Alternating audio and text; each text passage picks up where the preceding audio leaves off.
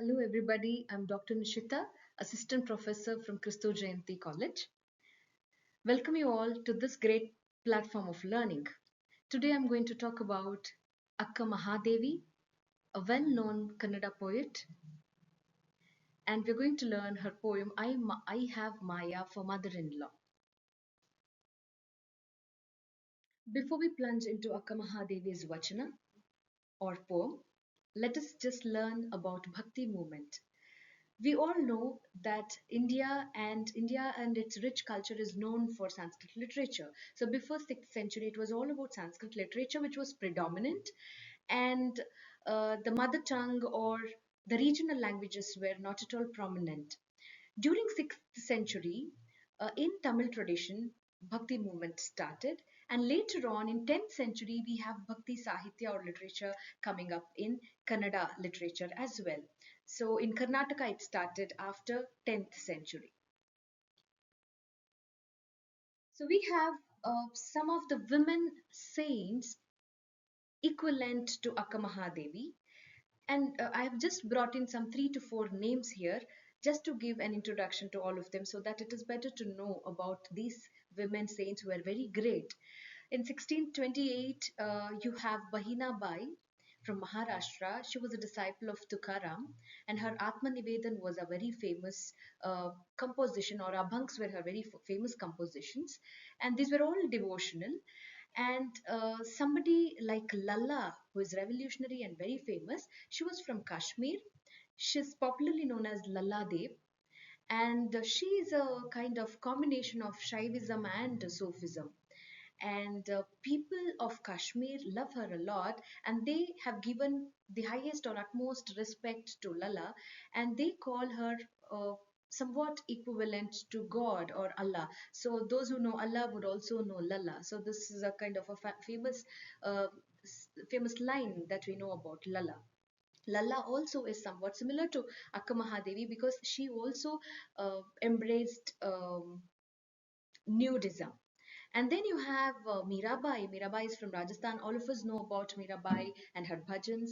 And you might also have heard about Andal from Tamil Nadu. So these are some of the women poets I have tried to brought in so that you can compare them with Akka Mahadevi, and you can talk about all these women saints. It's really good to know about these great writers and bhakti saints. Let us now see what Akka Mahadevi's vachana are. Vachana in Kannada refers to the dialogue or the speech. All her writings are called vachanas because they seem like the dialogue between her and her Lord Channamallikarjuna or Lord Shiva, or sometimes the dialogue between herself and her immediate community or the devotees. Akka Mahadevi denounced her clothes, and her whole body was covered with long hair, and the nudity was not at all obscene. It was sacred when it comes to Akka Mahadevi, and everybody called her Akka means the sister, so nobody had any bad intentions. Everybody accepted her as Akka with utmost respect. And I have just quoted some of her Kannada lines here. Kai siriya dandava ಕೊಳಬಹುದಲ್ಲದೆ ಮೈ ಸಿರಿಯ ದಂಡವ ಕೊಳಲುಂಟೆ ಉಟ್ಟಂತ ಉಡುಗೆ ತೊಡುಗೆಯನ್ನೆಲ್ಲ ಸೆಳೆದುಕೊಳ್ಳಬಹುದಲ್ಲದೆ ಮುಚ್ಚಿ ಮುಸುಕಿದರೆ ನಿರ್ವಾಣ ಸೆಳೆದುಕೊಳ್ಳಬಹುದೇ Channamallikarjuna. So here she talks about her nudity, which is very sacred. She says that you can take away your clothes, but um, can you do that to the nirvana? Nirvana means the salvation. So only Channa Mallikarjuna has to bless, and I have covered my whole body with Channa Mallikarjuna's belagu. Belagu means the light or the prabhe or the grace. So when I'm wearing that, how can you talk about the clothes which are worldly? So this is how she defines herself, and she was so sure about her identity, and she expressed it in all of her writings. So this is another poem. Channa Mallikarjuna is the pseudonym that she uses in all of her poems. So you can call it as a Mudra or Ankita in Kannada. She says that other men are like thorn. I cannot touch them. I cannot go near them. I cannot trust them nor speak sweetly to them. Ava. Ava means mother. Men other than Channamallikarjuna have thorns on their breast, and so I cannot embrace them. Ava. So she says only Channamallikarjuna is her love, and uh, only there she finds a solace. So here we have the original text of I have Maya for mother-in-law. So let me read out this Kannada vachana so that you can just feel the rhythm and the rhyme pattern that is there in the original text. Atte maye mava samsari ಮೂವರು ಮೈದುನರು ಹುಲಿಯಂತವದಿರು ನಾಲ್ವರು ನಗೆವಣ್ಣು ಕೇಳು ಕೇಳದಿ ಐವರು ಭಾವದಿರೊನ್ನಯ್ಯ ದೈವವಿಲ್ಲ ಆರು ಪ್ರಜೆಯತ್ತಿಗೆಯವರ ಮೀರಲಾರೆನು ತಾಯೇ ಹೇಳುವಡೆ ಏಳು ಪ್ರಜೆ ತೊತ್ತಿರ ಕಾಹು ಕರ್ಮವೆಂಬ ಗಂಡನ ಬಾಯ ಟೊಣೆದು ಹಾದರವಾಡುವೆನು ಹರನ ಕೂಡೆ ಮನವೆಂಬ ಸಖಿಯ ಪ್ರಸಾದದಿಂದ ಅನುಭಾವವ ಕಲಿತೆನು ಶಿವನೊಡನೆ ಕರಚೆಲುವ ಶ್ರೀಶೈಲ ಚನ್ನ ಮಲ್ಲಿಕಾರ್ಜುನನೆಂಬ ಸಜ್ಜನ ಗಂಡನ ಮಾಡಿಕೊಂಡೆ. So let us go to the translated version now. I have Maya for mother-in-law. I have Maya for mother-in-law, the world for father-in-law, three brothers-in-law like tigers, and the husband's thoughts are full of laughing women. No God, this man, and I cannot cross the sisters-in-law. But I will give this wench the slip and go cuckold my husband with Hara, my lord. My mind is my maid.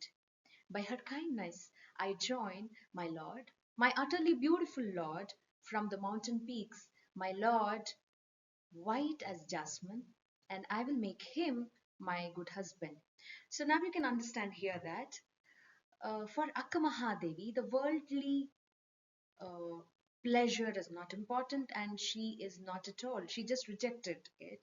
In fact, in her life, if you see her life, she rejected marriage, but she was forced to marry and to be there as a housewife, but she did not want that kind of identity, and she openly writes about that, and she says that Lord Shiva is or Lord Shiva or Channamallikarjuna is the only husband that she accepts.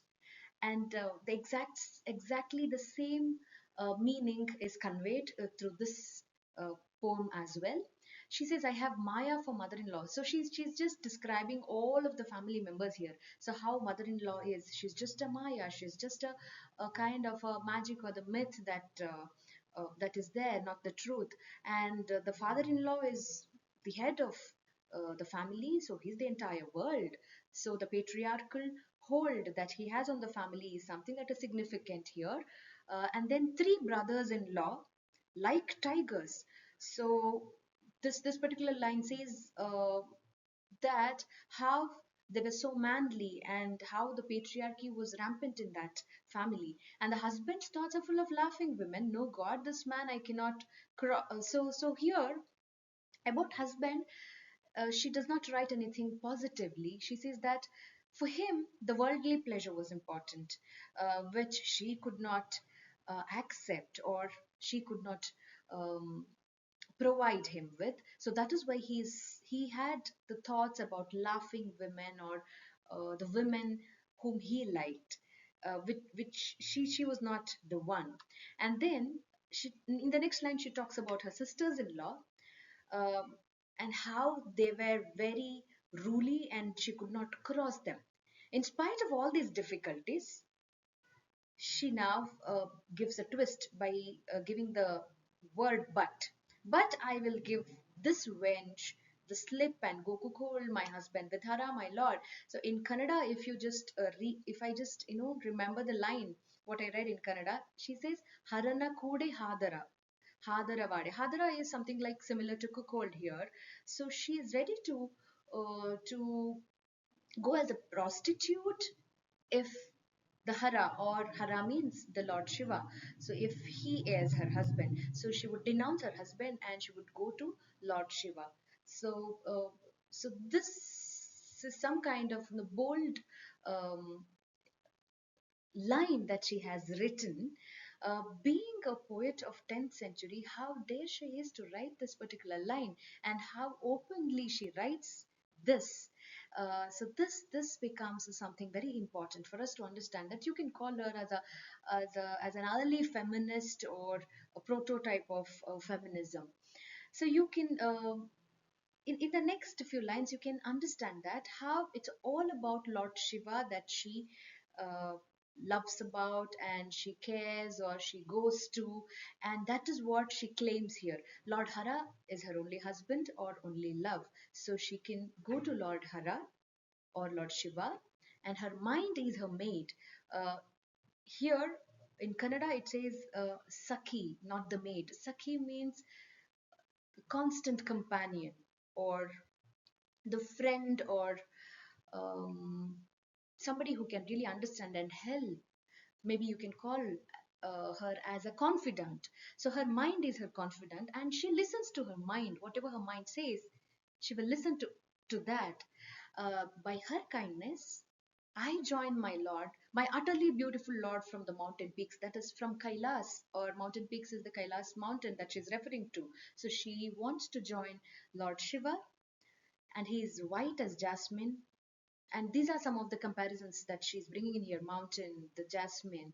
And I will make him my good husband. So she says, I will make him my good husband. She doesn't say that I will become a wife to him. She says, I'll make him my good husband.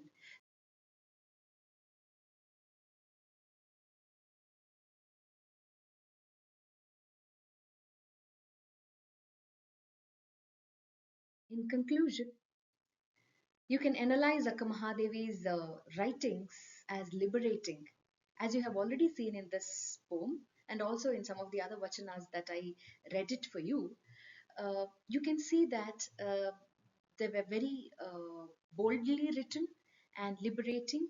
And most important fact is, most of the times we have heard men saints writing about their spiritual experiences, but here there's a woman saint, poet, who is writing about her experiences. And that's why you can call you can claim that there's some kind of equality that she claims here in the spiritual pursuit.